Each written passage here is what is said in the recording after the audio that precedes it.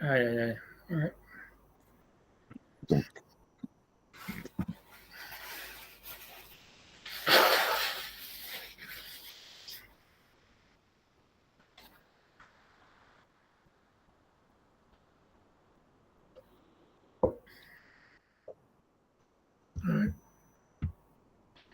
Les co-écrits, tu dis qu'ils ont vraiment disparu du website. Moi, je pense qu'ils sont quelque part, mais tu as cherché, tu les trouves pas. Quand tu les cherches vraiment, tu les trouves pas.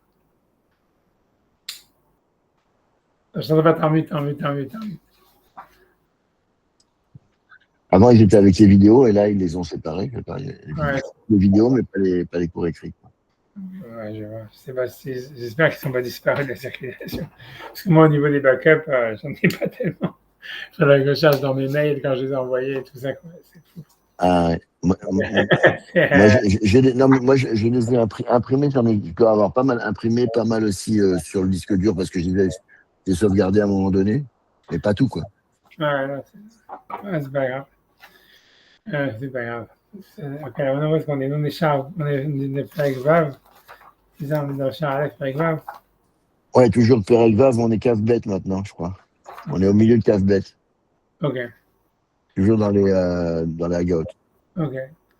Ok, d'accord. Donc il avait dit, donc on prend à partir, je sais pas, on fait à partir du premier paragraphe, et donc il avait parlé donc du fait que quand quelqu'un est dans une mitzvah, donc finalement il doit se sentir, ou en tous les cas il est dans le Gan Eden. J'y vais, tu vois, donc je reprends à partir du deuxième paragraphe. Vegam chacun de Goret et Libo misé le Sagel Ot Kama Mitzvot. Donc c'est une fois qu'il est rentré donc il est en train de faire une mitzvah et que donc il a donc une siyata d'Ishmaïa, on va dire en tous les cas une Shekhinah qui l'entoure pour finir la mitzvah, puisqu'il avait dit en fait que l'homme, en fait, par son action, il crée une énergie, comment dire, spirituelle qui va vers le haut, qui monte vers Hachem, et en retour, Hachem, on va dire, ou la spiritualité, en tous les cas, je ne sais pas comment appeler ça, elle envoie en fait une énergie qui va positive ou qui va l'entourer et qui va lui permettre de faire la mitzvah. Et il dit, après qu'il a fini la première mitzvah, il va rentrer dans un cycle de faire d'autres mitzvot. Gam Mosheka de Goret a dit les beaux miser les sagalot kama mitzvot, donc ça entraîne qu'il va faire de ça d'autres mitzvot. Arshou Yoshev Ata Begane Del Mamash, voilà, puisque maintenant, quand il est en train de faire la mitzvah, qu'il est entouré de cette lumière qui est makif, qui est, comment dire, englobante, donc c'est comme s'il était dans le Gan Eden véritablement. José Besekan Feagdusha, Besetarion, ça veut dire il est José, ça veut dire il se protège, voilà, il se blottit, on va dire, sous les ailes de la sainteté, dans la cachette suprême. En makom la Yetzara l'ishmat et donc il n'y a pas de place pour les Yetzara d'avoir un pouvoir sur lui. Ou la cito, la dicho, mesek mitzvot, et ça veut dire comment dire, la cite, ça veut dire de le convaincre et de le changer, de le détourner, de faire la mitzvah, les mitzvot. C'est Sham rouge, c'est mitzvah goret mitzvah, et c'est ce que la Mishnah dans Pirkei Avot a dit, qu'une mitzvah entraîne une autre mitzvah. Et que donc le libre arbitre, il est principalement au début, c'est avant de commencer la mitzvah. Avec Hachem Yassim Elav Libo Ba'et Hachet Mitzvah. Et donc, quand un homme il va mettre donc son esprit là-dedans, quand il fait la mitzvah, Yavid Ve'agish Venafsho, donc il va comprendre, il va sentir dans son âme qu'il est Mesouva ou Meloubash, qu'il est entouré et habillé à ce moment-là de sainteté, Beruach Machon, Nitradesh Bekirbo, et un nouveau souffle, on va dire un souffle préparé, c'est renouvelé dans son cœur. Parce que le passage qui dit, elle a mitzvot, Asher Yaseh Otam Adam Bachai Bahem. Donc c'est le passage qu'on voit dans le Rambam aussi avec la Mishut Nefesh. En tout cas, il dit, ce sont les mitzvot qu'un homme va faire et pour qu'il vive à l'intérieur d'elle. C'est-à-dire que c'est les mitzvot qui donnent une énergie à la personne de survivre, de vivre une vie spirituelle. Bahem Dainu Betocha Mamash, c'est-à-dire à l'intérieur d'elle véritablement, puisqu'il est entouré d'une lumière et vit dans un autre monde. Il est comme, on va dire, surélevé dans un autre espace. Chez Mesouva, Vasbikdusha d'un mitzvah au Mukaf, puisqu'il est entouré de la sainteté de la mitzvah et il est voilà, Mukaf pré-protégé, ou je ne sais pas comment dire. Bref, je sais pas, Mukaf, il est entouré. Mavira de Gan Eden, il est entouré du jardin, de l'air du jardin d'Éden. Rien n'a été donc c'est ce qu'il voulait dire. D'abord, j'ai rien à rajouter. Quoi. Tout ça encore, c'est des choses tu vois, qu'il faut accepter. Quoi. Tout ça, c'est pas rationalisable, etc. Mais voilà, et ça veut dire, Non, qu'est-ce qu'on voit? On voit que c'est vrai, là où on voit que c'est vrai, par exemple, c'est quand tu regardes le monde orthodoxe, etc., où tu vois en fait que les gens, ils sont complètement hors monde, quoi. Ça veut dire que c'est Mm. sûr qu'il y a dans la Torah, il y a quelque chose qui fait hors monde, quoi. Même quand tu lis toute la littérature, les gens qui ont écrit, tu vois, à l'époque au début du XXe siècle, hein, tu vois, c'est des enfants, surtout de ceux qui avaient des enfants de rabbinim, si tu veux, qui allaient hors du derrière. Tu vois, ils décrivent toujours leurs parents, etc., comme étant complètement, tu vois, perchés dans un monde, tu vois, tu vois, déconnecté du réel, etc. Et le fait c'est que c'est vrai, ça veut dire qu'il y a dans la Torah, il y a quelque chose qui déconnecte du réel et tu peux rien y faire, tu vois ce que je veux dire. C'est ça la vérité, quoi. Je veux dire, c'est ce qu'il te raconte ici, tu vois. Et d'un côté, ça veut dire, voilà, ouais, c'est vrai, ça veut dire, c'est difficile de vouloir donner un. Qu'est-ce que tu veux que je dise? C'est une vérité. C'est sûr que nous, en fait, ça veut dire que jusqu'à aujourd'hui, tu vois, dans le monde moderne, on essaie toujours de trouver quelque chose qui a un but. Et c'est pour ça qu'ils ont du mal à accepter l'école Hellman, tous ces machins-là. Mais en réalité, tu vois, ça veut dire, dans l'idée vraie, au fond, c'est que la Torah, c'est quelque chose, tu vois, qui est déconnectant du réel. Et c'est à travers ça que ça devient viable, on va dire. Et c'est à travers ça que c'est, en fait, voilà. Maintenant, voilà, c'est sûr que c'est pas du tout dans l'optique actuelle, c'est-à-dire du monde moderne, où tout doit avoir un but, tout doit être pratique, tout doit avoir une application réelle, morale, etc. Mais voilà, lui dit ça, tu vois, en fait, on le voit, ça veut dire, c'est vrai, ça veut dire, c'est vrai dans le sens où historiquement, ça a toujours été comme ça avec le judaïsme, quoi. Si jamais même, qu'on soit chez les Sfaradim, même quand tu parles de Baba Saleh ou de tous ces rabbinim-là, tu vois que la plupart des rabbinim, ils étaient quand même déconnectés du réel, quoi. Et ça veut dire, c'est vrai qu'on voudrait qu'ils étaient, tu vois, alors tu vois, ils pouvaient avoir des instants de lucidité, je sais pas, être en target, pas nécessairement complètement tu vois, à l'ouest, etc. Mais c'était une Siyata d'Ishmaïa, quoi. Ça veut dire, mais au fond, ça veut dire, l'idée, c'est que tu vois, il faut accepter l'idée d'une Torah qui est en fait déconnectée du réel. Au carton. J'aurais dû envoyer un reminder J'ai pas hier du soir. tout compris l'horaire du cours, là. Attends. Alors, bah, on essaie cette semaine. J'ai pas pigé, j'ai pas réalisé, quoi. Ah non, c'est pas grave, c'est pas grave. Je sais, j'aurais dû envoyer un reminder hier soir. Je le savais, et avant d'aller dormir, je me suis dit, il faut que j'envoie un texte et tout ça, et c'est sûr qu'ils vont pas. Bon, désolé, Non, désolé. c'est pas grave, c'est pas grave, c'est pas grave. C'est pour la semaine prochaine. Maintenant, c'est pour se mettre en route. Et tu vois, ça prend toujours une semaine, quoi. C'est au moins, c'est la différence entre les gens intelligents et les gens moins intelligents. On a besoin d'expérience pour y arriver, quoi. Mais on y arrive à la fin quand même. Le principal, c'est d'y arriver. Donc voilà, ouais, mais non, ils sont en train de parler de, tu vois, comme quoi la Torah, c'est quelque chose qui déconnecte du réel et que ça veut dire que là, on est en train d'expliquer l'histoire, donc quand il est en train d'expliquer, de dire que quand quelqu'un fait une mitzvah, c'est comme s'il était dans le Gan Eden, entouré d'une kedusha, d'une sainteté voilà, je sais pas quoi dire d'autre, tu vois, ça veut dire qui le supportait et qui le mettait en fait dans un autre monde. Et j'ai expliqué qu'en fait, que ce soit chez les Sfaradim et chez les Ashkenazim, qu'on le veuille ou pas, en réalité, et c'est ça ce qui fait en fait, comme disait beaucoup la guerre contre les orthodoxes, mais c'était la même chose chez les Sfaradim, parce que en fait, c'est sûr que les rabbinim, la plupart du temps, si on veut être honnête, ils étaient toujours déconnectés du réel. C'était rarement des gens excessivement, on va dire, comment dire, en phase avec le monde extérieur, qui étaient pratiques, qui avaient un sens du pratique ou de la politique ou quoi que ce soit. Et ils étaient, tu vois, ça veut dire, voilà, ils vivaient dans leur monde, quoi. Parce que l'idée, c'est que la Torah, elle est comme ça, quoi, en fait. Et c'est sûr que dans le monde moderne, on ne veut pas accepter ça. Moi, je me rappelle moi, j'ai particulièrement, personnellement, j'étais saoulé par mon père, tu vois, comme quoi, ça veut dire depuis que je suis le plus jeune âge, tu vois, que si moi je voulais aller à la yeshiva, que, tu vois, c'est même pour ça que je fais ce genre de cours, etc. C'est pour essayer de donner un sens dans le monde pratique, à l'étude, etc. Parce que j'ai été vraiment biberonné à dire non, il ne faut pas que ce soit comme ça, etc. Et c'est clair que les Sfaradim, ils ont été vachement, comment dire, traumatisés par ça, par d'avoir des rabbinim complètement, ça veut dire déconnectés du monde, etc. Et que, en fait, ça veut dire pour eux, c'est devenu, ça veut dire, c'était pour eux, voilà, quelque chose que, tu vois, ils pensaient que je sais pas, en tout cas, ils l'ont mal vécu, en tous les cas, ceux qui n'étaient pas des rabbinim, ils l'ont très mal vécu. Et même, ce que je disais, c'est les enfants des rabbinim aussi qui l'ont très mal vécu. C'est pour ça que beaucoup sont changés. Même chez les Ashkenazim, quand tu regardes les histoires, tu vois, de Marx, de Freud et tout cela qui viennent de lignées de rabbinim, qui sont eux peu sortis du derrière, c'est parce que tu vois, ils voyaient en fait leurs parents qui étaient complètement, tu vois, pour eux, ils les voyaient comme des hurluberlus, des mecs qui étaient déconnectés du réel, pas du tout en phase avec l'histoire, pas en phase avec le truc, et c'est pour ça que ça leur a donné, ça veut dire malgré le fait qu'en fait ils ont été hyper influencés par la Torah, etc., parce que s'ils ont été, comme on dit, biberonnés, qu'ils étaient à l'Eshiva ou pas, ou quel que soit le niveau, ils ont, tu vois, ça veut dire que tu ne veux pas lutter contre, surtout à l'époque où l'éducation des enfants était importante par les parents. Donc, ça veut dire que voilà, donc ils ne pouvaient pas, mais en fait, pour eux, c'était surtout ce côté-là. Mais ici, dans les Nefesh HaChaim, il assume complètement ça. Et comme j'explique, c'est ça l'histoire aussi pourquoi en Israël ils détestent les orthodoxes, parce que ce côté comme ça d'être complètement à l'ouest, de dire on s'en fout de ce qui se passe autour de nous et on est dans notre bulle et tout ça, c'est quelque chose, tu vois, qui est très mal vécu par le monde extérieur. Mais au fond, tu vois, je veux dire, l'idée c'est que lui, dans les Feshachim, il dit, et il a raison, tu vois, ce que je veux dire, rien à dire que tu es obligé d'assumer ça. Ça veut dire, si en fait, ça veut dire, quand tu vas assumer, tu vois, si tu n'assumes pas ça, c'est que tu dis, voilà, non, en fait, la Torah, c'est quelque chose qui doit avoir tu vois, ça veut dire qu'il doit avoir un sens social, politique, ou ce qu'on veut, tu vois, tu vois, qu'il doit avoir un impact sur la société, etc., etc. En fait, bon, je veux dire, qu'est-ce que je veux dire?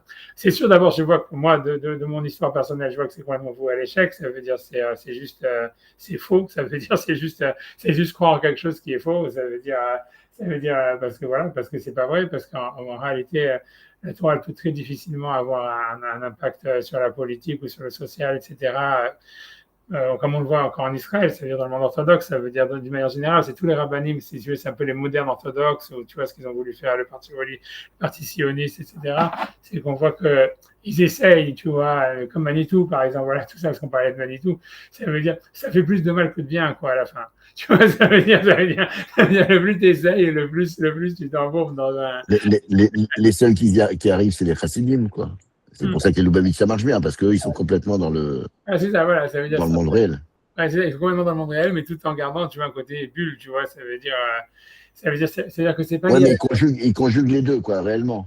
Ouais, ils conjuguent les deux. Dans tout leur discours, dans toute leur façon de fonctionner, ils font ça, et c'est pour ça que je pense que pour ça que ça a du succès, quoi. Ouais, Que ça, t'as l'impression que ça sert à quelque chose, quoi. ouais, ouais, t'as l'impression que, tu vois, mais comme tu Alors, dis, alors que c'est un nouveau christianisme, tout ce que tu veux, ça veut dire, tu vois, le problème de tout ça, c'est que je dis, c'est que dès que tu vas commencer, en fait, à ne pas assumer le côté, en fait, perché hors sol de la Torah, en réalité, tu vois, ça veut dire, en réalité, tu fais beaucoup, tu vois, tu fais du bien et du mal, quoi, et tu sais pas ce qui est, à la fin, si c'est pas le mal qui va prendre le dessus sur le bien, quoi, voilà, c'est tout. Et je pense que quand on assume le côté hors sol, en fait, tu vois, et je pense que c'était ça les chivotes à la base, en fait, bon, voilà, là, en fait, ok, le seul problème que tu peux avoir, c'est que tu vas créer des gens qui sont seuls.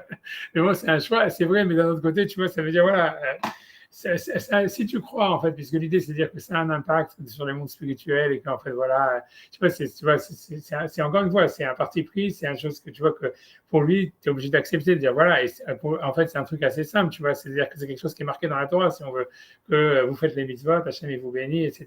Donc, en fait, ça veut dire que l'impact, il est indirect à travers les forces spirituelles, surnaturelles qui se développent dans le monde et qui amènent la bracha, etc.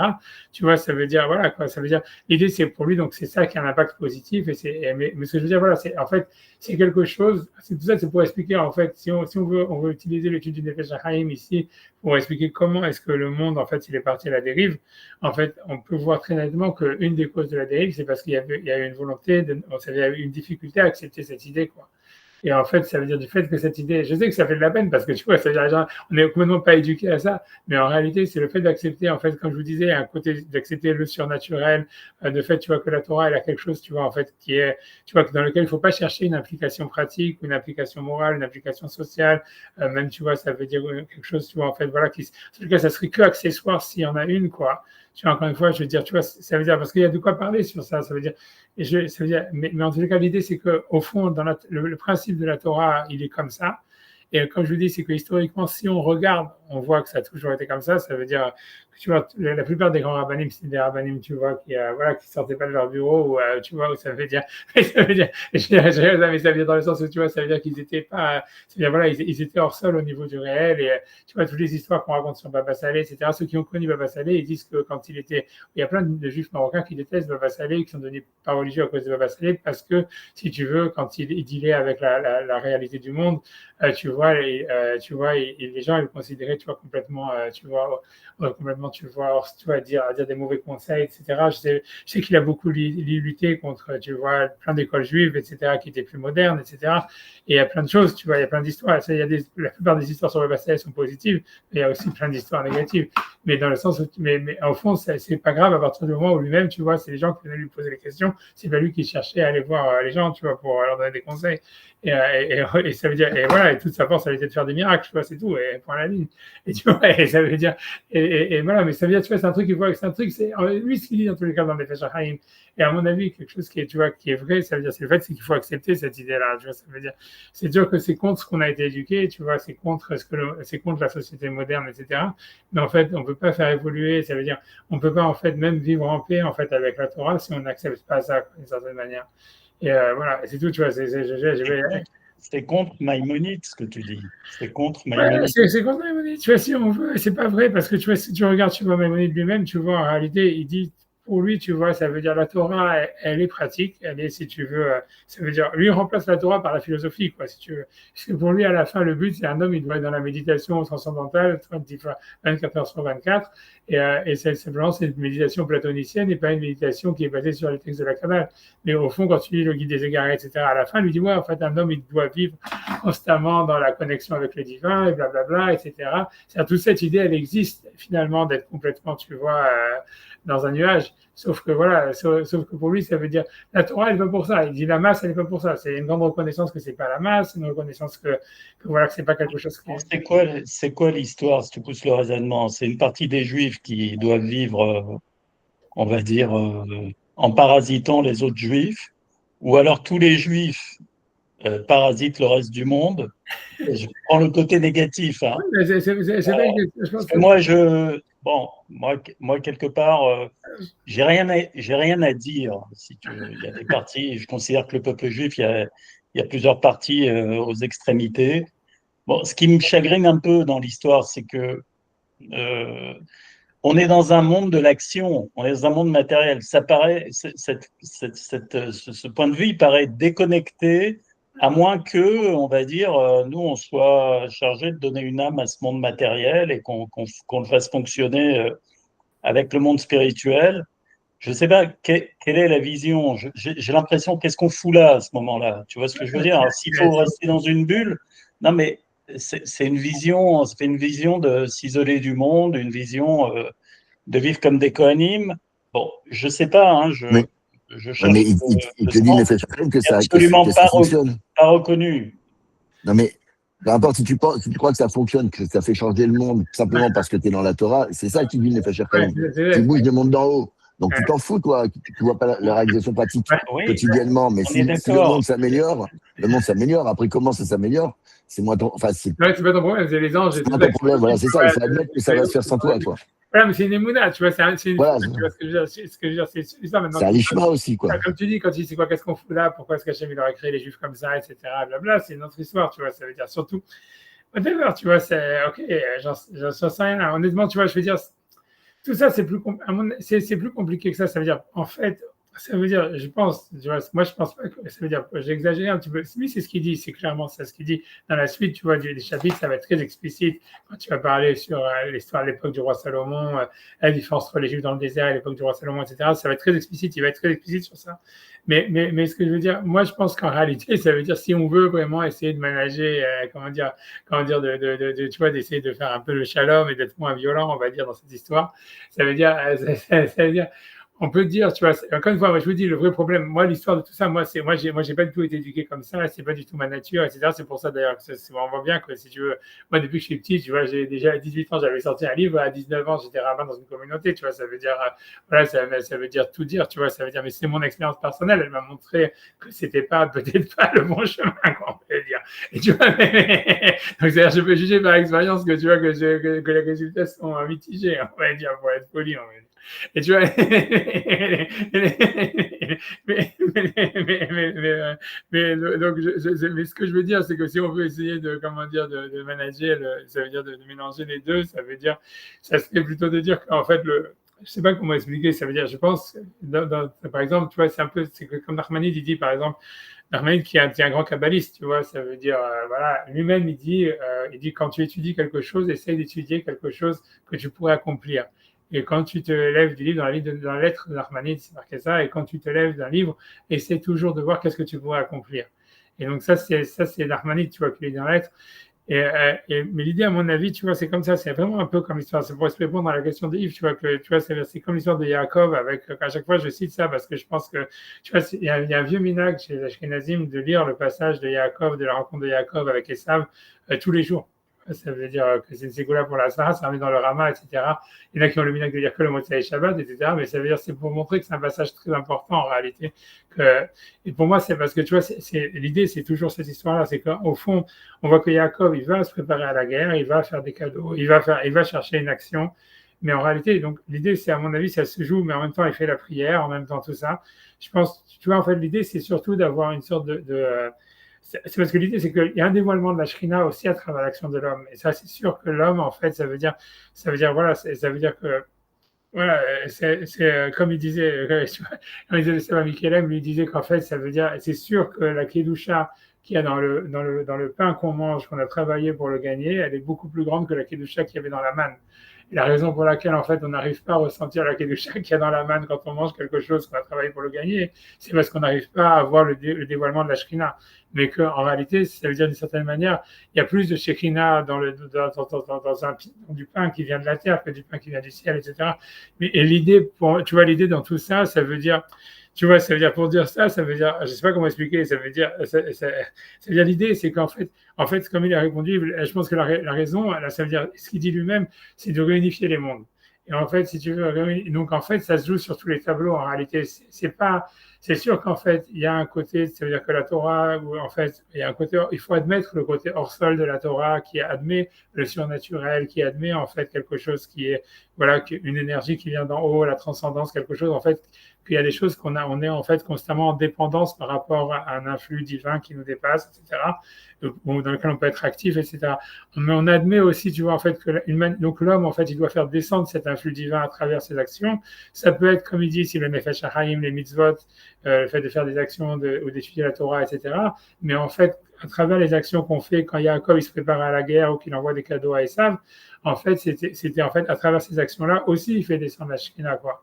Et ça veut dire, l'idée, c'est de lier le tout, c'est de faire une connexion entre tout ça. Il y a une sorte d'alignement entre toutes ces, si tu veux, entre toutes ces, comment dire, voilà, ces aspects, en fait, de la manière dont la Shekinah, elle communique avec le monde à travers l'action de l'homme, quoi.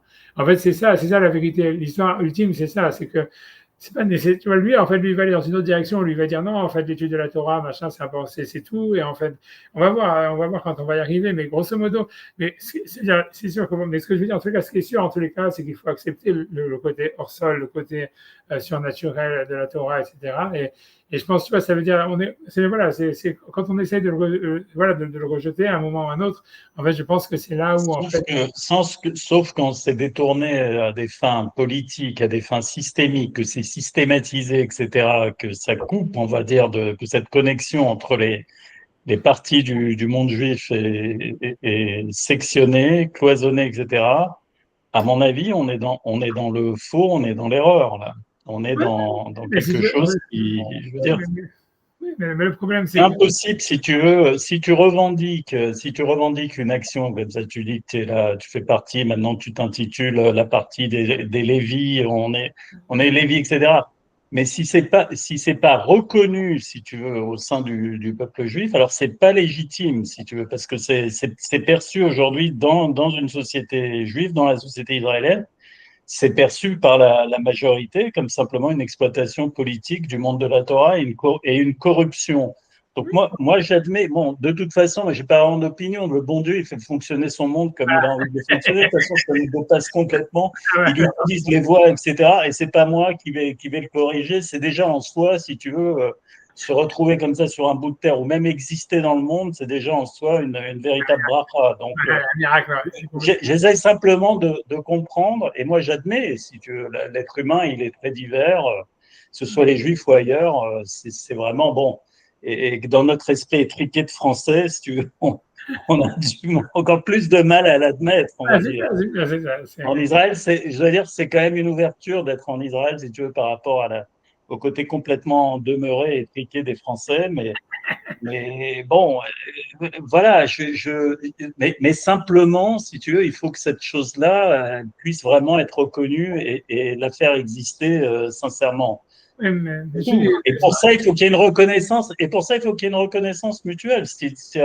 C'est-à-dire qu'il faut que chacun ait bien conscience qu'on fait à la fois des prières, qu'on fait à la fois de l'étude, qu'on offre des cadeaux et qu'on utilise. Et ça, pour l'instant, ça n'existe pas encore. Bon, c'est peut-être ça qu'on appelle l'exil ou la galoute ou je ne sais rien, mais ça n'existe pas vraiment encore. En Israël, ça sera très difficile pour que ça existe. Tout simplement, c'est à cause de la démocratie. Tu vois, c'est-à-dire que, en fait, ça veut dire que quand tu as des visions comme ça, tellement, on va dire, différentes du monde, etc., et tu comprends, c'est la démocratie, et ça veut dire, ça oblige, tu comprends, c'est-à-dire à ce que chaque parti ou chaque groupe il défend ses intérêts, et d'une certaine manière, donc il est complètement voué, en fait, à une sorte de balkanisation, voilà. Et ça existe, voilà, en fait, ce shalom, il peut exister que si, en fait, on sort de la démocratie.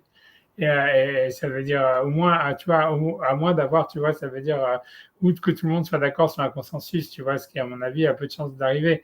Tu vois, et ça veut dire, voilà, mais c'est pour ça, ça veut dire, c'est comme ça veut dire, ça veut dire, comme il a dit, je vois ça, c'est dans quand tu as vu, je dis encore une fois, à chaque fois, cette histoire, quand tu as vu la rencontre entre Ben Gurion et le Hazonish, et tu vois, et que le Hazonish, il avait dit, voilà, tant qu'on était en Europe de l'Est et qu'on était sous un gouvernement étranger, nous, les religieux et les non-religieux, on pouvait vivre en paix, et on était ensemble. Mais maintenant, quand en fait, avec la démocratie, on est obligé de se séparer. Et c'est comme ça, tu vois, qu'il a fait Bnei-Brak, etc. Et ça va être, tu vois, chacun tire la couverture de son côté. Il n'y a pas le choix. Ça veut dire, techniquement, c'est mathématiquement, tu arrives à ça. Tu vois ce que je veux dire? C'est ça le point.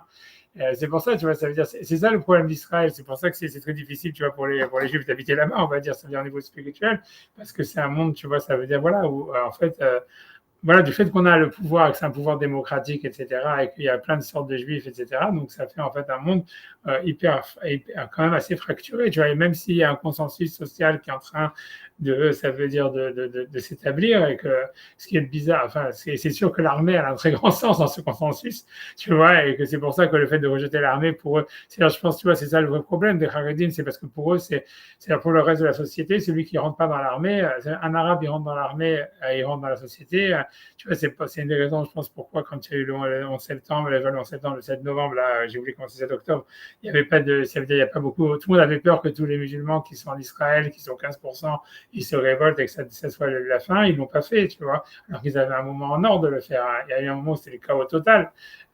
Et en fait, ça veut dire, et en fait, c'est parce que, moi je veux dire, ils n'étaient pas préparés, mais au fond, c'est parce qu'en fait, l'armée, ça fait que, au fond du fond, la plupart des Arabes israéliens, et je n'ai pas dit qu'il n'y a pas des brebis galeuses, etc., ils s'identifient en fait comment dire, ça veut dire au gouvernement israélien, etc., parce qu'ils ont l'éducation, etc., etc. Donc, il y a ce melting pot, il se fait d'un côté, mais beaucoup grâce à l'armée. Et ceux qui résistent à ce melting pot, c'est les Haredim. Voilà, mais ce que je veux dire, voilà, mais c'est tout. Mais c'est-à-dire que la démocratie, elle fait en fait que voilà, tu es obligé d'avoir un certain consensus, ou alors où tout le monde, tu vois, c'est ce qu'on voit en France quand on arrive mais maintenant que l'homme a été créé, comme dans la discussion des Chachamim, maintenant que la démocratie israélienne, elle existe, etc., d'où est-ce qu'elle peut sortir cette dimension de Malchut? Maintenant, c'est là. Je veux dire, voilà. C'est bien beau de dire, c'est une erreur de l'histoire qui dure depuis 80 ans, ou on est dans un système. Mais maintenant que ça a été voulu comme ça, qu'est-ce qu'on fait? Non, mais c'est pas comme ça. On recommence. Non, mais en fait, pour l'instant, Israël, c'est jamais qu'un pays goy. C'est un pays d'Europe qui est dirigé par des juifs. C'est pas un pays juif. C'est pas un pays. C'est une nation européenne où le gouvernement. J'aimerais bien que tu m'expliques ce que c'est qu'un pays juif, si tu veux, sans tomber dans le délire. C'est ce qu'il essaie de te dire. C'est un pays où, en toute logique, c'est la Torah qui doit être la loi. Ce qu'il essaye de décrire, c'est une malchoute, c'est un pays, mais moi, j'aimerais bien comprendre qu'est-ce que c'est et comment ça va sortir, on va dire, à partir de la société d'aujourd'hui. Et comment tu vois, on va dire, tu me dis on est en démocratie. Bon, clairement, c'est un système politique qu'on a hérité de la galoute. où on est dans un exil. Alors bon, le système de la malchoute, avec quelqu'un qui va faire l'union entre toutes les composantes de la société juive, comment il peut émerger? Ce que je veux dire, tu vois, sans vraiment essayer de réfléchir, mais ce que je veux dire, pour répondre à la question, ça veut dire déjà, il faut qu'on regarde historiquement entre le moment où Josué il a traversé le Jourdain avec Israël et le moment où il y a une unification d'Israël, où c'est pas le foutoir, comme dit à la Malchoute, où il y a le roi David, on va dire, ou même Shaoul, il y a à peu près 300 ans, ou 350 ans, tu vois. Donc en fait, ça veut dire, voilà, on a le temps de voir venir, à mon avis, tu vois, ça veut dire, ça va arriver.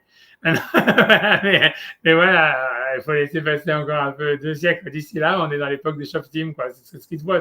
C'est chacun, tu fais ce qu'il veut, son judaïsme à sa manière, sa politique à la manière. On voit bien qu'on est en train d'évoluer plutôt dans une situation comme ça, où chacun, il vit dans son monde, dans son machin, et c'est le foutoir, et puis voilà, quoi.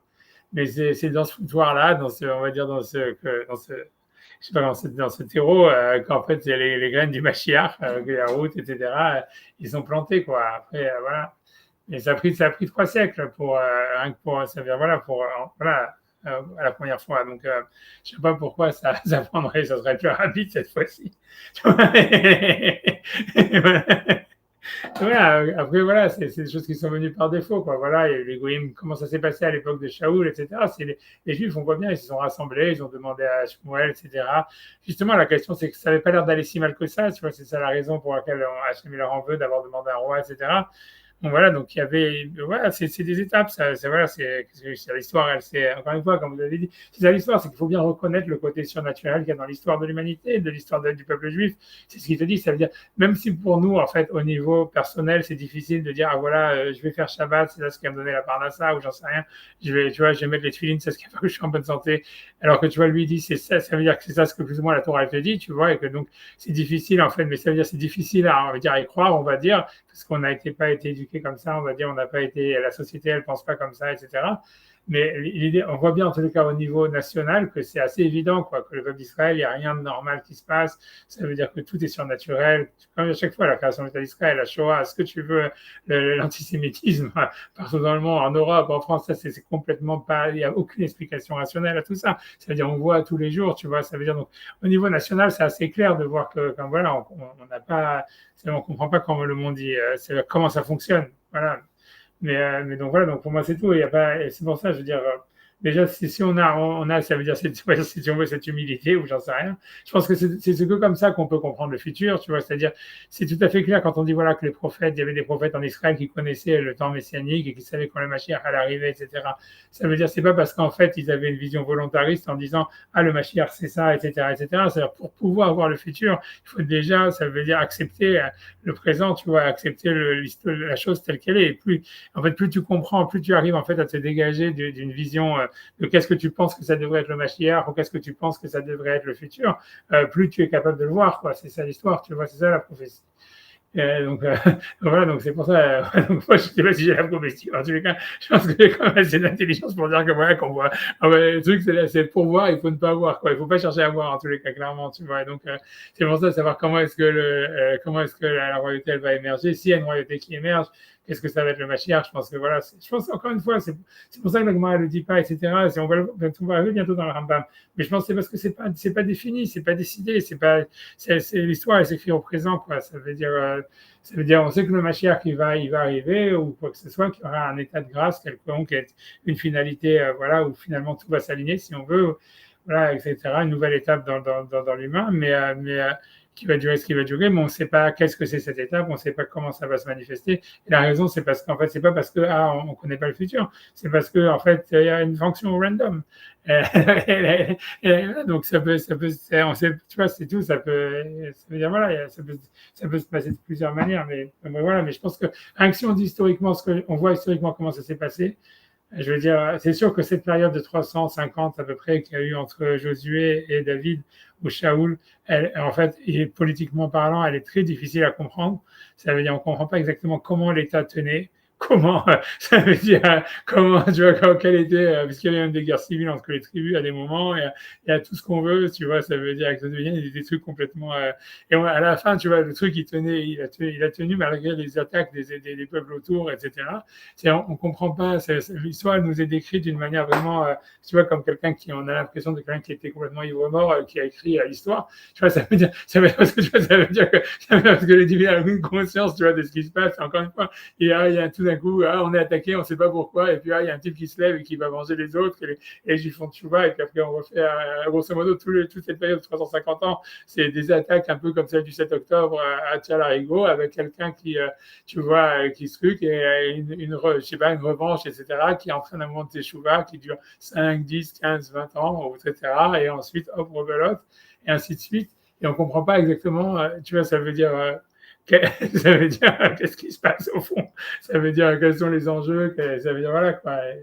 Mais ça a duré comme ça pendant 350 ans. Après ça, jusqu'à ce qu'à un moment, on ne sait pas exactement pour quelle raison, les gens ils en ont marre, ils ont dit on veut un roi, et ils ont voulu avoir un truc plus, tu vois, ils voulaient construire enfin, ils n'ont même pas eu l'idée de construire le temple en réalité. Voilà, je sais rien, tu vois. Bon, je sais pas, tu vois. Pour moi, une des choses les plus incroyables, un des miracles, Rav Shach, il disait qu'un des miracles de l'existence d'État d'Israël, c'est la bêtise des Arabes. Mais moi, pour moi, le plus grand miracle de l'histoire jusqu'à aujourd'hui, c'est pourquoi il y a personne, très peu chez les Juifs, en fait, qui veulent reconstruire le temple, tu vois. Je veux dire, ça veut dire pour moi, c'est un truc, tu vois, ça aurait été même politiquement parlant, etc. Si tu veux affirmer, si tu veux que c'est toi le peuple élu et tout ça, etc., et que tu justifies, en fait, le fait que tu es en Israël, etc., ça serait, tu vois, ça serait la première chose à faire, ça serait de reconstruire un temple, tu vois, quel qu'il soit, ça veut dire, et tu vois, et qu'en fait, il n'y a eu aucune volonté, même si on est laïque, même si, etc., puisque tu vois bien que la seule manière de se justifier aux yeux des nations, c'est quand même dire, voilà, on a historiquement le droit à cette aide, etc., et la justification historique ultime, c'est clairement chez les nations, etc., en tous les cas chez les chrétiens, etc., c'est la construction du temple, je veux dire, donc ça veut dire, au fond, c'est complètement loufoque, tu vois, quand tu vois que quand il y a eu la conquête de Jérusalem, ils ont pas voulu déloger les Arabes jusqu'à aujourd'hui, etc., etc. C'est complètement irrationnel, tu vois, c'est complètement irrationnel. Et ça veut dire, tu vois, ça dérange pas d'aller faire carpet bombing, tu vois, de transformer Gaza en, je sais pas quoi, de ratisser là, tu sais, mais oui, mais envoyer les 3 ou 4 Arabes qui arrivent là-bas sur le mont du Temple, ça, non, c'est impensable, etc. Tu vois, je veux dire, big deal, tu vois, je veux dire, surtout à l'époque, ça veut dire, même maintenant, tu pourrais même le faire d'une manière où tu déloges pas les Arabes, tu vois, ça veut dire, ça serait faisable. Comme je vous dis, il y a plein de chitotes que c'est pas du tout là où il y a la mosquée, il y aurait plein de manières, tu vois, mais ça veut dire la volonté, ça veut dire, personne n'a, ça veut dire, voilà, il n'y a aucune volonté de le faire, alors que ça serait là, tu vois, je veux dire, logiquement, rationnellement, ça serait la première. Mais pour moi, c'est un miracle. Tout le monde soupçonne, je pense que chacun a quand même dans son arrière subconscient, dans tout le peuple juif et même dans l'humanité, on va dire, la fin de l'histoire qui est inscrite, et tout le monde sait que ça déclenche Gog ou Magog, ça déclenche la fin de l'histoire. De faire un acte comme ça, donc c'est la fin de l'histoire, quoi. C'est la fin de l'histoire. Et personne, je ne sais pas pourquoi, personne ne veut voir la fin encore, personne n'a envie de voir de ce bon film. Personne n'a envie de voir la fin, où tout le monde soupçonne qu'il y a un côté, comme on dit les rabbinim, une partie qui ne veulent pas voir la fin de l'histoire aussi, c'est soutenu. Il y en a qui disent qu'elle arrive, mais que je ne sois pas là pour le voir. Donc, je ne sais pas, il y a un truc ici, si tu veux. C'est clairement, tout le monde sait la vérité. Je pense que les nations elles savent la vérité, les Juifs aussi. Je veux dire, qui débarquent comme ça. Des fois, moi, j'en ai à l'Ulpan des Russes, mais c'est hallucinant. Tu te demandes s'ils sont juifs ou pas, vraiment. Ils sont complètement déjudaïsés, des trucs, mais il n'y a rien. La nouvelle génération, là, je dis, mais tu peux leur dire, mais qu'est-ce qu'ils foutent ici? Ils savent qu'ils doivent arriver là, ils ne savent pas pourquoi. Je pense qu'il y a une dimension d'amnésie comme ça, il y a une dimension de somnambulisme, Ça, oui. Ça existe, on va dire, au niveau c'est ce voile qu'il y a au niveau de l'ensemble et de l'humanité, en tout cas, et du peuple juif. Et partout, je pense que c'est partout. Je pense que c'est autant chez les laïcs que chez les Haredim, tout le monde porte ce voile comme ça sur la tête. Je pense que ça pourrait s'appeler la Tardema d'Adam Arishon. Il y a un truc, tu vois, on est dans un état de somnambule, quoi. Genre, on est dans les Feshachaim, on a changé l'horaire, mais ouais, j'en sais rien. Je sais pas vraiment, enfin, ouais, normalement, ok, moi j'avance, je sais pas, après, je peux refaire le cours après, hein. Ça veut dire, parce que ça veut dire, c'est que moi, dans bientôt, si je veux vraiment atteindre sadique, il faudrait que j'aille à la choule dans, à peu près, dans 15 minutes, mais bon, je vais essayer de, je sais pas si je vais le faire ou si je vais laisser tomber ou si je sais pas, je peux continuer le cours ou, je sais pas. Non, tu vas à la choule. Tu vas à Ouais. la choule parce que moi aussi, du coup, j'ai mon emploi du temps qui est chamboulé. Ok, d'accord. Bon, ok, voilà, viens, on avance un petit peu. Alors, viens, on avance un petit peu. En tout cas, ce que je veux dire, en tout cas, voilà, cette idée-là, elle est importante pour moi. Ça veut dire, ce que je veux dire, en tout cas, voilà, c'est le Nefesh Chaim, il pense comme ça. Moi, je ne juge pas ni rien. Moi, je pense qu'il a raison. Ça veut dire, je pense que, encore une fois, moi, de ce que j'ai vu de mon expérience, et quand on regarde même techniquement comment est-ce que, c'est-à-dire comment la morale du monde, en fait, c'est puisque moi, je veux dire, ce que moi je pensais, c'est qu'en fait, c'est sûr qu'on est dans une période, en fait, ça veut dire de chute morale, ou etc., qui est, tu vois, qui a une sorte de retour, tu vois, qui risque d'entraîner une troisième guerre mondiale, etc. Et ça veut dire, on voit bien qu'on est dans cette dynamique. Et quand je dis comment cette dynamique, elle est venue, comment on est rentré dans cette dynamique, moi, je pense qu'en réalité, ça veut dire la rationalité, ça veut dire le fait, tu vois, de ne pas accepter, en fait, le surnaturel. Ça a été, en fait, je pense que c'est un des facteurs qui fait que on rentre nécessairement dans une chute, en fait, morale, quoi.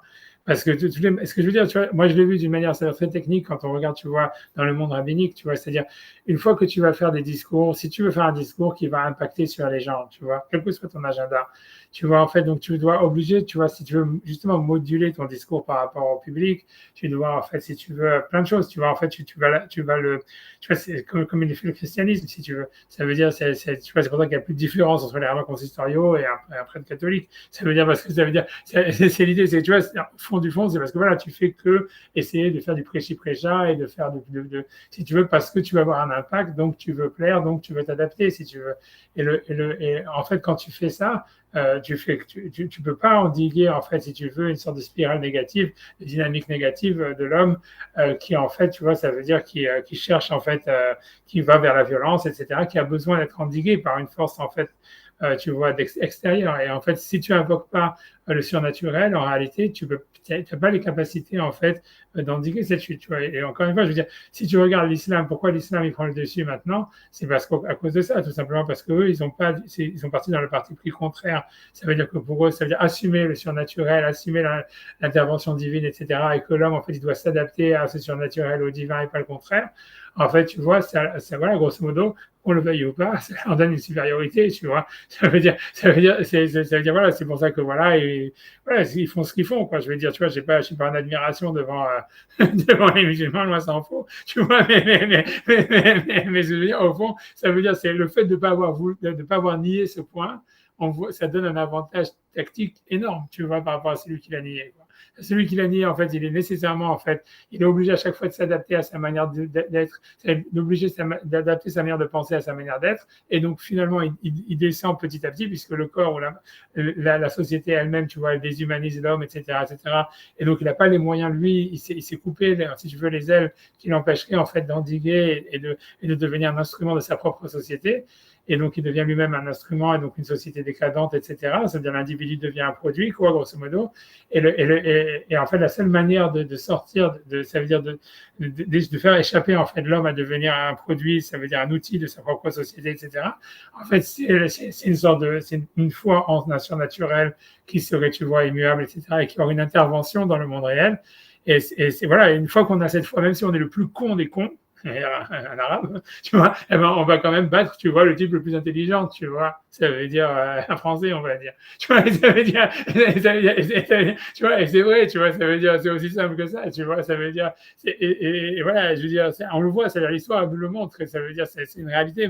Voilà, c'est tout. Je veux dire, c'est-à-dire, on est obligé ça veut dire, c'est tout ce que je veux dire, on est obligé de croire en fait au surnaturel, etc., pour avoir en fait au niveau technique, même ce que je veux dire, là, en disant ce que je dis, je suis en train même de poignarder le Nefesh Chaim parce que lui il dit qu'il faut croire au surnaturel parce que c'est surnaturel. Alors que moi j'essaie simplement d'expliquer que même au niveau pratique, si tu veux, même si on essaye d'être pratique, c'est-à-dire de penser qu'il faut une implication dans la religion sociale, politique, ce qu'on veut, morale, etc., en fait, on est obligé de croire à quelque chose, à donner, tout simplement à croire, à donner une place centrale au surnaturel pour pouvoir endiguer, en fait, le flot de la nature.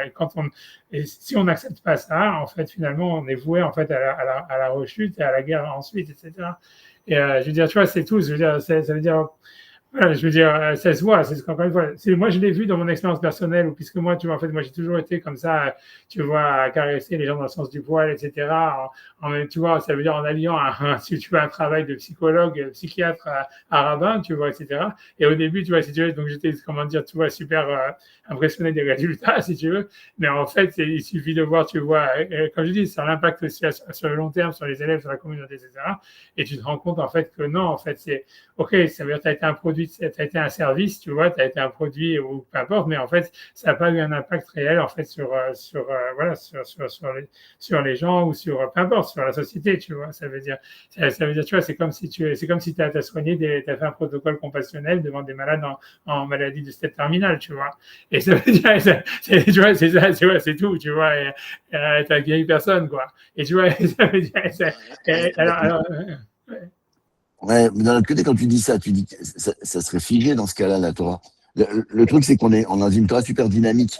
C'est pour ça qu'on pense qu'elle doit s'adapter au monde et qu'elle s'adapte au monde sans arrêt. Parce qu'on n'a pas justement, on n'est pas dogmatique dans beaucoup de choses. On est dynamique. Parce que, ouais, c'est parce que c'est le problème, comme je dis encore, c'est ça l'histoire, c'est que dans la deuxième partie, tu vois, dans la suite du livre, tu vois, ça veut dire, lui, ce qu'il veut dire, c'est que l'étude de la Torah, lui, dit ça, c'est l'action. C'est de lui, il pense qu'il y a le monde du corps, le monde de l'action, le monde des mitzvot, etc., que c'est ça le monde du corps. Mais dans l'étude, tu deviens Dieu, tu vois. Pour lui, il y a une liberté totale, tu vois. Ça veut dire, ça, c'est dans le monde de l'étude, tu es complètement libre. Ça veut dire, et ça veut dire, tu vois, c'est-à-dire que l'idée, c'est que tu deviens Dieu en étudiant la Torah. Ça veut dire, grosso modo, ce que tu penses, c'est vrai. Tu vois, en gros, c'est ça ce que ça veut dire. Et Dieu, il veut que tu penses, tu vois. Et, tu vois, comme tu vois, le Maharal, tu vois, il ramène ce fameux Midrash qui dit que si quelqu'un est marqué, au lieu de quelqu'un qui, quand il traduit le verset Ve'afta et Hashem Elokecha, ça veut dire tu aimeras Hashem ton Dieu, il traduit Ve'ayafta Hashem Elokecha, c'est-à-dire tu détesteras et tu te battras contre ton Dieu. Il dit Hachem, il dit quel homme merveilleux comme je l'aime. C'est un midrash dans Shir Hashem qui dit Vidiglo ala. Ça veut dire à partir du moment où ça veut dire où tu as étudié, même si tu fais un contresens total, etc. Ça veut dire si c'est ce que tu penses, eh ben voilà, ben, t'es Dieu, moi je suis ton copain, tu vois. Ça veut dire quoi que tu penses, tu vois ce que je veux dire. Mais ça veut dire qu'à part ça, tu vois, ça veut dire à part ça, tu as le monde, tu vois. L'idée de la Kabbale, c'est que tu as le monde de l'action où tu dois te dédouaner par rapport à ton corps qui lui est complètement limité et qui n'est pas Dieu. Justement, un système, tu vois, de te lever le matin, mettre les téfilines, faire Shabbat, manger kasher, tout ça. Et tout ça, en fait, il n'y a pas de sens à l'intérieur de ça. C'est juste, tu vois, c'est ton corps, quoi, grosso modo. C'est les lois de la nature, c'est le monde, il est comme ça et c'est tout, tu vois. Après ça, dans le monde de l'étude, tu fais ce que tu veux, tu peux penser ce que tu veux, tout est vrai à partir du moment où tu l'as pensé, quoi, grosso modo. C'est ça ce que le Zohar, en fait, il dit, tu vois, ça veut dire, tu vois, mais c'est pour ça, c'est comme ça que ça se fonctionne, tu vois, c'est l'idée, elle est là. C'est, si tu veux, un des trucs aussi, tu vois, qui est difficile, vachement difficile, comment dire, ça veut dire, mais c'est, à mon avis, c'est un des points vraiment les plus importants de la Kabbale et tout ça, c'est de dire, en fait, c'est qu'il y a des sections dans les mondes, tu vois, c'est-à-dire que c'est de dire, voilà, il y a le monde du nefesh, il y a le monde de l'action, le monde de la pensée, le monde de la parole, le monde de la spiritualité, et que ces mondes, en fait, tu vois, comme on voit avec l'histoire de Yaakov, qu'en fait, il faut essayer de les aligner, mais ils ne seront jamais confondus. Tu vois, c'est ça. Et ça, c'était aussi une super grosse erreur, en fait, aussi de la société occidentale. Ça vient de la philosophie, tu vois, etc. C'est, on veut que tout soit dans tout, tu vois. Ça veut dire, comme Marx, il te fait une théorie, voilà, dans l'histoire, il y a la liberté, il y a Dieu, il y a ça, il y a machin, tout fait un seul bloc monolithique. Et c'est ça le monothéisme, si tu veux. Et dans notre tête, tu vois, ouais, tu vois, c'est la même erreur que Spinoza et tout ça. C'est-à-dire, ouais, ça, à la base, c'est de penser que le monothéisme, c'est une manière de dire, en fait, tout doit faire bloc en un seul truc à la fin, tu vois. Alors qu'en fait, c'est pas la Kabbale, elle te dit pas ça. Elle te dit non, en fait, c'est un éclat, tout est un éclatement en fait. Et il y a différentes. C'est-à-dire l'unité, elle est pas dans le fait qu'à la fin tout fait un, mais sinon c'est que chaque chose va dans sa direction et elle s'articule l'un avec l'autre en harmonie, mais pas qu'elles se confondent, tu vois. Et tu vois, ça explique pourquoi dans le monde de la Torah, de l'étude, tu peux dire voilà, je suis Dieu, et dans le monde de l'action, tu vois, je suis, tu vois, complètement limité par, tu vois, par rapport à les actions, etc. J'essaie d'avancer encore 5 minutes, je sais que la semaine prochaine, j'aurais dû envoyer, si vous voulez reprendre après la fila, moi je peux reprendre plus tard. Ça veut dire, c'est comme vous voulez, ok, donc j'avance. La semaine prochaine, j'aurais dû envoyer un reminder, c'était de ma faute. Mais honnêtement, pour ma décharge, j'étais vraiment KO. Quand je fais là, le cours là-bas, il est chiant. Je sais pas, je sais pas pourquoi ça me vide complètement parce que j'ai super du mal en fait, surtout la nouvelle flopée d'élèves qu'on a, ils sont pas très, on va dire, pas très réceptifs. Tu vois, tu vois. Ouais, dis-moi, j'en sais rien. Au moins, ça les aide à faire la sieste. Hein. Et moi, tu vois, donc j'avance un petit peu. Et donc j'avance. Alright, donc, ok, donc on est, ok, et la mitzvah, donc avec Kacha, ok, on a fait des gaïnes. Donc, quand même, la Haïf Mechad Shalabet, Ovro, Alachad, Mimizot Hashem. Donc, aussi, le contraire, quand un homme, Chad Shalom, il transgresse des mitzvot d'Hashem. Amon Gamgen de Mamaram Zahel, ils ont dit aussi dans leur, là-bas, donc, la Chachamim, Kolametame Atzmo Milemata, je pense que ça, on l'avait vu en plus déjà la dernière fois, tout celui qui s'impurifie par en bas, Metaminoto Milemala, donc il est aussi impurifié par en haut. Et ça aussi, on voit donc toujours encore une fois, comme j'avais dit, les addictions, tout ça. Il suffit de regarder les transgenders et tout ça, on voit bien qu'en fait c'est surnaturel. Même dans le mal, il y a une dynamique surnaturelle qui est pas, tu vois, ça veut dire qu'on peut pas rationaliser, qu'on peut pas rationaliser. Mais tout ça, c'est la dynamique qui est créée par l'homme. Si tu veux, pour dire un dernier mot, encore une fois, ça veut dire la différence. On peut quand même voir ici quand même une intelligence supérieure dans le judaïsme par rapport au christianisme. C'est-à-dire que tu vois, c'est-à-dire que dans le christianisme, ils disent ah voilà, on voit que le mal surnaturel existe. Tu vois, pour ça ici aujourd'hui l'affaire Epstein, etc., etc. Et donc pour eux, en fait, l'idée c'est de dire ah donc le diable existe. Et tu vois, c'est parce qu'ils disent voilà, si tu vois, si Dieu existe, le diable existe, etc. Et donc ils sont tout de suite en train encore une fois de, si tu veux, de donner une substance au diable ou de comme ils donnent une substance à Dieu. Alors que tu vois en fait l'idée, tu vois que la Torah, que le Nefesh HaChaim te dit, c'est non, c'est une dynamique. Il y a pas de substance du Satan ou du diable qui existerait. C'est ton action. Elle crée, en fait, c'est vrai qu'il y a un impact surnaturel qui te dépasse, qui va créer une énergie surnaturelle qui va te prendre, qui va te faire des conneries que tu n'aurais jamais faites sinon, tu vois. Mais au fond, c'est pas qu'il y a une substance du diable qui est là et qui te pousse à faire le mal. C'est toi qui crée le diable avec tes actions. Tu vois, c'est la même chose avec les mitzvot. Ça veut dire, ce qui est super intéressant, tu vois, je veux dire, je terminerai avec cette idée-là. Ça veut dire que même si on croit en des énergies surnaturelles, en fait, ce qu'on voit dans l'effet Shachaim, ce qui est super important, c'est qu'elles sont désubstantialisées, tu vois. C'est-à-dire, c'est une respiration, tu vois, c'est ça le mot nefesh, c'est une respiration, comme une vaïpar, pas nefesh Shachaim, c'est une dynamique, c'est-à-dire ces énergies spirituelles, qu'elles soient positives ou négatives, c'est le fruit d'une dynamique, c'est pas le fruit, en fait, de connexion à une substance. Tu vois, c'est ce que je veux dire. Donc, tu vois, le diable n'existe pas, mais il y a des forces surnaturelles qui poussent à faire le mal. Mais c'est pas que tu vois que extérieurement il y a un diable qui est là en train d'essayer de voilà, c'est grosso modo c'est ça, tu vois, voilà. J'avance encore un petit peu, je me suis dit bon, jusqu'à 3 minutes jusqu'à l'écart j'arrête, tu vois, parce que là on est vraiment en train de faire les surplaces sur là parce qu'on était la semaine dernière, donc ok, donc je saute, tu vois, je prends le paragraphe d'avril parce qu'on avait déjà fait tout ça la semaine dernière, je pense, tu vois, moi je suis tout de même pas à ça, Biou Mistab Nilzata, donc je pense que même si on l'avait bon, bah, allez, je le fais après, je le fais au moins la semaine prochaine, parce que ce qu'on en est. Moi, je suis qu'à tout même page, ça, ouais.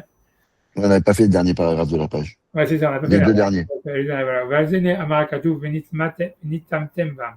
C'est le verset, il dit les avérotes qui vont vous impurifier ou qui vont vous boucher, tu vois. Ça veut dire que, et donc lui, en fait, ce qu'il veut, donc c'est les fautes qu'on fait qui nous rendent impurs et qui nous entraînent donc dans une dynamique d'impureté. Et donc, il veut dire en fait que le mot nitamtem ou boucher ou tu vois, ça obstrue en fait notre relation au divin, etc. Mais pour lui, ce qui est important, son mot, c'est le bam, à l'intérieur d'elle-même. Ça veut dire, grosso modo, ce qui veut dire, c'est que de la même manière que quand on fait les mitzvot, il y a marqué vechai baem, on vit à l'intérieur des mitzvot. C'est-à-dire que les mitzvot, c'est comme une énergie qui nous met dans un autre monde et qui nous permet en fait de créer une dynamique super positive où on est habité par une énergie qui nous dépasse, qu'on crée nous-mêmes, etc. Comme il a expliqué, dans une dynamique, la même chose avec les fautes, c'est menitam tem bam, et vous serez bouchés en elles. Ça veut dire, elles nous entourent, elles nous englobent.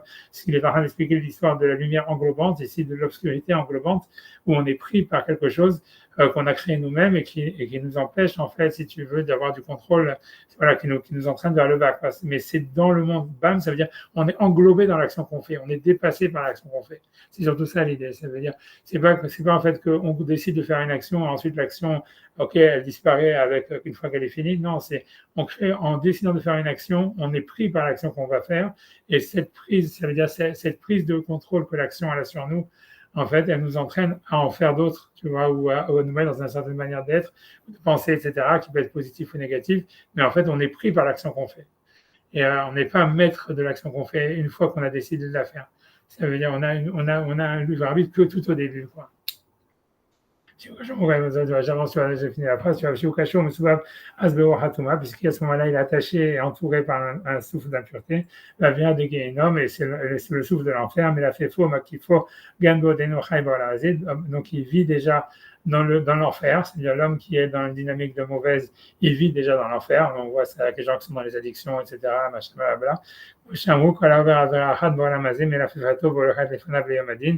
dire que celui qui fait une faute dans ce monde-là, en fait, cette faute, elle prend le contrôle sur lui, elle l'amène vers le jugement, vers le jour du jugement. Il a fait au Abilézer Omer, Kishurabo, c'est-à-dire elle est attachée à lui, comme voilà, David Amelech, Avon Akeva Yesubeni, c'est la faute de mes talons qui m'entourent. Voilà, donc c'est l'idée aussi que quand quelqu'un en fait un enterrement, on tourne autour du cercueil. C'est pour justement parce que pour expliquer que c'est en fait c'est la dynamique positive, tu vois, ou négative, qui entoure et qui amène. Tu vois, c'est comme si quelqu'un il est dans une soucoupe volante, grosso modo, c'est envie sur des soucoupes volantes. Et ça veut dire en fait l'idée c'est que si jamais en fait il y a des énergies négatives, tu vois, qui emmèneraient la neshama du défunt quelque part dans un mauvais chemin, tu vois, on essaie en tournant autour, en faisant des télim, tu vois, ça veut dire de couper en fait cette énergie négative et de la tu vois, voilà, pour que, voilà, de la désactiver, on va dire, voilà. Ça serait ça l'idée, quoi. Mais c'est, voilà, c'est une chose avec la cafote qu'on fait à Soukot, etc. C'est, en fait, c'est désactiver, en fait, la dynamique négative qu'on a créée à travers nos mauvaises actions de l'année dernière, quoi. C'est toujours la même chose, quoi. Parce qu'en fait, l'idée, c'est, encore une fois, on est pris dans un esprit et on essaie, en fait, si tu veux, d'exorciser, tu vois, de casser la dynamique, tu vois, de cet esprit, de cette dynamique qu'on a créée autour de nous, quoi. Ou l'inverser, pour la créer positive, etc. Voilà, j'arrête ici. Désolé, Shabbat Shalom. On est sur cette horaire-là. Allez, Shabbat Shalom et merci pour tout et que des bonnes choses pour tout le monde. Après, à bientôt, bye.